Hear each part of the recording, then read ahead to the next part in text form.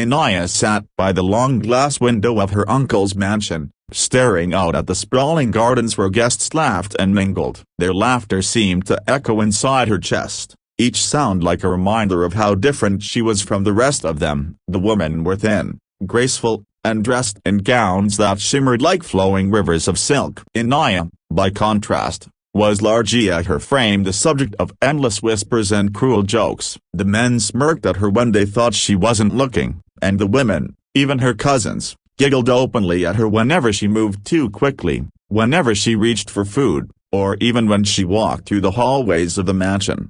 It wasn't just her weight that set her apart, it was the way her uncle treated her. He never let her forget that she was not his daughter, that her parents had died too early, leaving her in his reluctant care. He had wealth beyond imagination, servants who bowed at his command, estates scattered across the country, but none of that softened his heart toward her. To him, Inaya was a nuisance, a blemish on his family's perfect image, a reminder of responsibility he wished he never had. That evening, as the mansion buzzed with guests, her uncle called her into the great hall. His voice boomed, "Inaya, come here." His sharp eyes followed her as she stepped nervously into the center of the room. Dozens of faces turned toward her, some filled with curiosity, others with cruel amusement. She felt her cheeks grow hot, but her uncle's cold presence kept her rooted to the spot. "This girl," he said, gesturing toward her as though she were nothing more than an object, "thinks she can talk back to me, thinks she can disobey the rules of this household." His voice dripped with disdain. "She refuses to behave like a lady of this family. She eats like a peasant, speaks like a servant, and has the arrogance to act as if she belongs here." The crowd chuckled. Some women covered their lips delicately as they laughed, while the men's mocking smirks cut into Inaya like knives. Her uncle's voice grew louder. "And so, I have decided, enough is enough. She will no longer live under my roof, enjoying luxuries she has not earned. From today, she shall be given as punishment a broken bar to a poor farmer from the valley." The words struck her like thunder. For a moment, Inaya couldn't breathe. The room erupted with murmurs and whispers, and her cousins gasped in exaggerated horror, as though her uncle's decision were more entertaining than shocking. A poor farmer. Punishment, given away like a discarded item. Inaya's knees trembled. Her lips parted, but no words came out. She wanted to cry, to scream that this was unfair, that she was not an object to be tossed away at her uncle's whim. But her throat closed, and the humiliation was too heavy to bear. Her uncle's expression remained stern, though the corners of his lips hinted at satisfaction. He enjoyed the drama, enjoyed putting her in her place. Let her learn humility in mud and sweat. Let her wake before dawn to tend animals. Let her eat coarse bread instead of feasting on fine tables. Perhaps then she will understand her place in this world. The guests nodded approvingly. To them, the idea of a spoiled, overweight girl being handed to a farmer seemed fitting, even amusing. They imagined her stumbling through fields, covered in dirt, struggling with tasks she was too clumsy and too heavy to perform. They thought it a perfect punishment, a story they would later share over tea with laughter. Inaya felt the ground shift beneath her. She wanted to protest,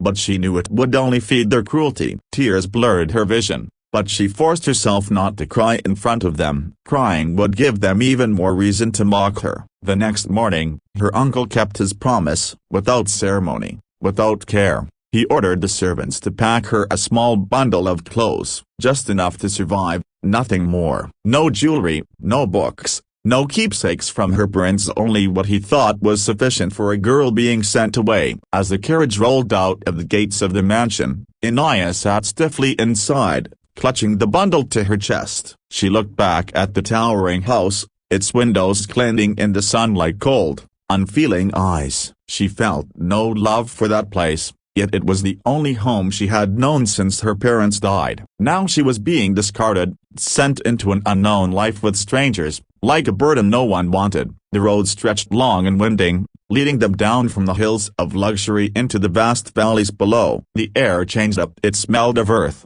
grass, and open sky, not of polished floors and expensive perfumes. Birds replaced the constant clamor of servants. The further they traveled, the smaller the world of her uncle's grandeur seemed, until it was just a distant memory behind her. Finally, the carriage stopped at the edge of a modest village. Small houses with thatched roofs stood scattered across fields of golden crops. Children chased each other near the stream, their laughter carrying freely on the wind. Goats bleated, chickens clucked, and men and women worked the fields with strong, steady hands. Inaya felt out of place instantly, her silk dress too fine, her shoes too delicate for the dusty earth beneath her. The farmer she had been promised to waited at the end of the path. Kareem was his name. He stood tall, his skin browned by the sun, his hands calloused from years of labor. His clothes were simple, yet clean, and his eyes held a calm strength that contrasted sharply with the mockery she had faced her whole life. He did not leer at her,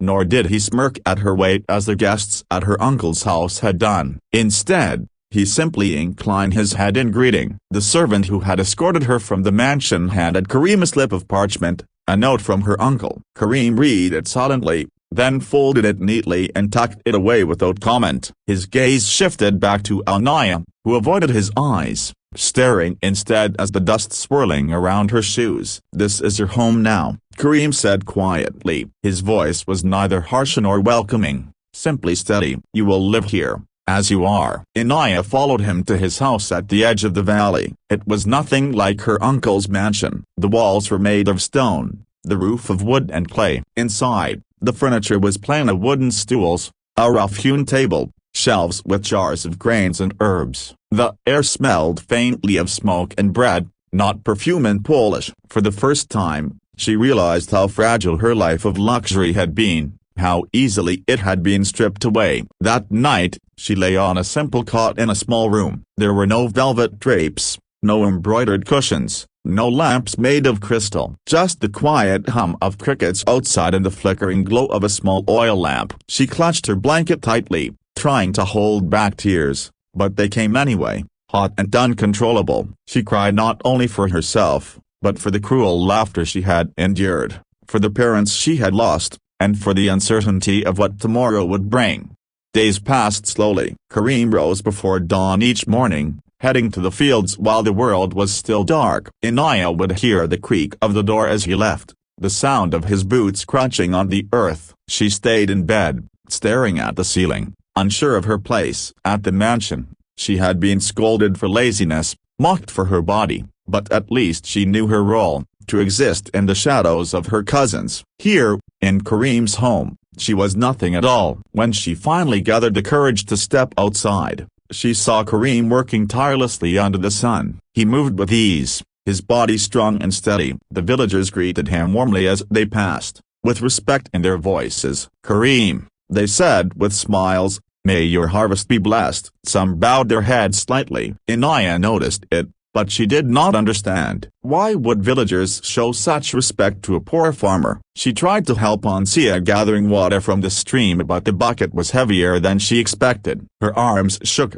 her breath quickened, and when she stumbled, spilling most of the water, a group of children nearby giggled at her clumsiness. Her cheeks burned. She dropped the bucket and fled back into the house, humiliated. That night, she sat alone by the small window, hugging her knees to her chest. She hated her uncle for sending her here, hated her cousins for laughing at her, hated herself for being weak. But somewhere deep down, she also felt something else, a tiny ember of determination. She had been thrown here as punishment, discarded like waste, but perhaps a broken bar. Perhaps she didn't have to stay broken. She glanced out the window again. Kareem was sitting by the fire outside, sharpening his tools. His face was calm, unreadable, but there was no cruelty in his eyes. He hadn't mocked her once. He hadn't treated her like a punishment, though surely he knew that was what her uncle had intended. Instead, he simply went about his life, working,